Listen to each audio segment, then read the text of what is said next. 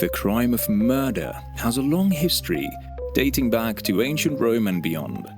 In modern times, notable cases like Jack the Ripper in 1888 captured public attention and introduced the term serial killer. Although serial killing may seem like a distant phenomenon confined to movies and books, it is important to recognize that it has occurred throughout history and across different locations. Welcome to the True Crime Docs. Subscribe and let's dive in. As a society, it is crucial not to underestimate the prevalence and potential impact of serial murder and to remain vigilant in supporting law enforcement efforts to detect and prevent such crimes. Serial killers are individuals who commit 3 or more murders, driven by abnormal psychological gratification.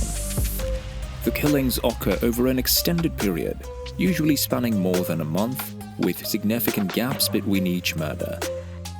The precise criteria for identifying serial killers may vary among experts. While many authorities consider 3 murders as the threshold, others may set it at 4 or even lower it to 2. Understanding these characteristics help in recognizing and studying the complex nature of serial killers and their behaviors. Serial killing, according to the Federal Bureau of Investigation, involves 2 or more separate murders committed by a single offender. While psychological gratification is a common motive, serial killers may also be driven by anger, thrill-seeking, financial gain, or attention-seeking. The victims of serial killers may share certain characteristics such as demographics, appearance, gender, or race. It's important to note that serial killers differ from mass murderers and spree killers, although there can be some overlap. Due to the diverse nature of their crimes, it can be challenging to identify serial killers as their homicides may not initially appear connected. Research in the field aims to understand the motives behind their actions. Dr. Ronald Holmes, in his book, explores the classification of motives for individuals who commit a series of murders. Problem statement. Research indicates a concerning increase in the number of murders during the latter half of the 20th century, with this trend expected to persist. The field of psychology and law recognizes the need to identify behavioral patterns that can aid in the identification of serial murderers. Interviews and evaluations are conducted to shed light on the characteristics of these individuals, but a comprehensive understanding is still lacking. Purpose of the study. Studies have aimed to conduct a thorough review and critical analysis of existing research and literature on the behavioral patterns exhibited by serial murderers. By delving into the criminal mind and exploring various aspects related to serial murderers, the study seeks to provide valuable insights to professionals in the field of forensic psychology. Types of murder. Serial murder. This involves an individual killing 2 or more victims in separate incidents that are not geographically linked. Mass murder. It refers to a single event where a person kills 4 or more victims simultaneously and at the same location. Spree killing. This type of murder involves a single event that occurs at multiple locations without any significant cooling-off period between murders. Cannibalism. It involves the consumption of human flesh, which is a highly disturbing and aberrant behavior. Cult. While not directly related to murder, this term is used to describe certain religious groups with controversial or unconventional practices. Through this study, a comprehensive understanding of the behavioral patterns of serial murderers can contribute to the advancement of forensic psychology and aid in the prevention and identification of such individuals. The moment a serial killer claims their first victim, they trigger a cyclical mechanism known as the addiction to murder. This complex mental process, documented by Bruno and Marazzi, propels them into a circular pattern where they are compelled to kill again. Each murder becomes a transposition of mental images into a real context, often accompanied by distinct ritualistic features.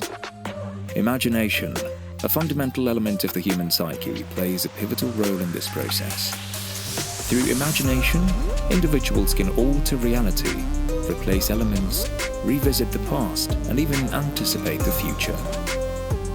Imagination is a common tool used by both adults and children to gain control over imagined situations. In childhood, children often seek solace in fantasy, projecting what they have learned or experienced as a means of relating to others within the family context they grew up in. In the realm of fantasy, individuals can envision themselves as powerful, limitless beings. However, the key distinction between a criminal and a non-criminal lies in the former's belief in their divine right to fulfill their fantasies without moral or legal constraints. For a serial killer, imagination plays a significant role as they indulge in fantasies of exerting dominance over another human being. The decision-making power over life and death imbues them with a sense of omnipotence. When their delusional fantasies reach a climax, they derive pleasure from their murderous acts until a new emotional necessity or a compulsion drives them to kill again. To the serial murderer, the victim is merely a pawn to be manipulated at will in their pursuit of winning the game.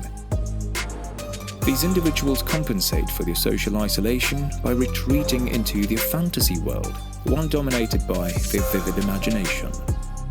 Regardless of the unyielding motives behind their murders, all serial killers embark on their destructive paths driven by their dark fantasies. Understanding the profound impact of imagination on the psyche of serial killers sheds light on their motivations and the intricacies of their crimes. Serial killers have long fascinated and disturbed the public, prompting questions about the origins of their unimaginable and horrifying actions. Exploring the three-phase model developed by Gianangelo can shed light on the nature of serial killers and their motivations. Some individuals exhibit a biological predisposition to violence, characterized by deficits in the brain system and a low level of frustration tolerance. These predispositions are further influenced by stress events and environmental traumas, shaping the volatile brain structure of potential serial killers. For them, the real world becomes secondary to their criminal activities, which they have previously fantasized about, leading them to commit their first murder. Serial killers often retreat into a private world of fantasies that provide them with satisfaction. After committing a murder, they experience a period of relative calm, during which they elaborate on and relive the actions in their fantasies. However, as imagination alone becomes insufficient, they feel the need to kill again, perpetuating the destructive cycle. While not all abused children become serial killers, there is a significant correlation between childhood trauma and the development of violent tendencies. Criminologist Dr. Adrian Rain explains that both genetic and social factors contribute to making of a murderer. Genetic influences account for approximately 50% of variance in antisocial behavior, with specific gene variants and abusive upbringings amplifying the likelihood of displaying violent behavior. It's important to note that a genetically susceptible child does not automatically become a criminal, but the interplay between genetics and environmental factors shapes an individual's path. Triggers play a significant role in activating the unyielding killer instinct of a potential serial killer, pushing them towards their first murder. Without the right trigger, someone with a tendency towards serial killing may abstain from acting on their impulses. Modus operandi refers to the specific method a serial killer adopts to commit their murders. It encompasses the necessary steps and actions the offender must take to carry out their crimes. The modus operandi is a learned behavior that can evolve and adapt over time. Serial killers often refine and adjust their modus operandi to accommodate new circumstances or incorporate new skills. For example, they may change their approach to victim control, opting for more effective methods like handcuffs instead of rope. Jack the Ripper, for instance, targeted prostitutes at night on the streets with a knife, following a distinct modus operandi. Studies examining the profile of a serial murderer reveal common traits and patterns. Many serial killers come from homes characterized by physical or psychological abuse. They may possess superficial charm, enabling them to mimic socially acceptable behavior in various settings. Research conducted by the FBI shows a strong correlation between childhood experiences and serial killers. Most of them grew up in unhealthy and abusive environments, with family histories often marked by substance abuse and criminality.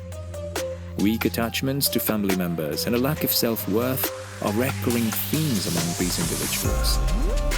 While genetics, social environment, and childhood abuse are factors that contribute to the development of a serial killer, it's important to note that not all individuals who experience abuse become serial killers. Studies indicate that a significant percentage of serial killers had no history of abuse. The cycles of violence passed down through generations can also influence a person's reliance on violence as a response to challenges. Understanding these factors can provide valuable insights into the complexities of serial killers and their behaviors. By studying the connection between childhood mistreatment and subsequent aggression towards victims, researchers strive to shed light on the variables at play in the development of serial killers. Thanks for watching.